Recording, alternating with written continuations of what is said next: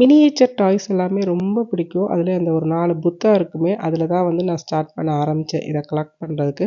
அப்படியே கலெக்ட் பண்ண ஆரம்பிச்சு எங்களோட லைஃப் ஈவென்ட்டா ஃபுல்லா அப்படியே ஒரு ஸ்டார்ட்டிங்லேருந்து நம்ம வயசான ஸ்டேஜ் வரைக்கும் ஃபுல்லா கலெக்ட் பண்ணி வைப்போம்ன்னு சொல்லிட்டு அப்படியே கலெக்ட் பண்ணிக்கிட்டே இருந்தேன்.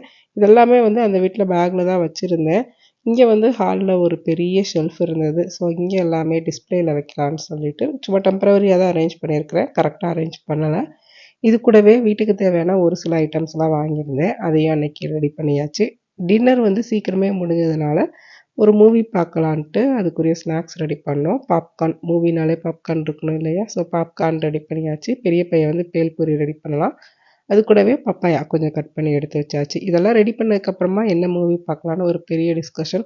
ஸோ தங்கலான் பார்க்கலாமா, வாழை பார்க்கலாமான்னு யோசிச்சோம். இதெல்லாம் பார்த்தா தூங்கிருவோன்ட்டு, ஒரு மலையாளம் த்ரில்லர் மூவி தமிழ் டப்ல இருந்தது. ஸோ அத பார்த்து முடிச்சாச்சு.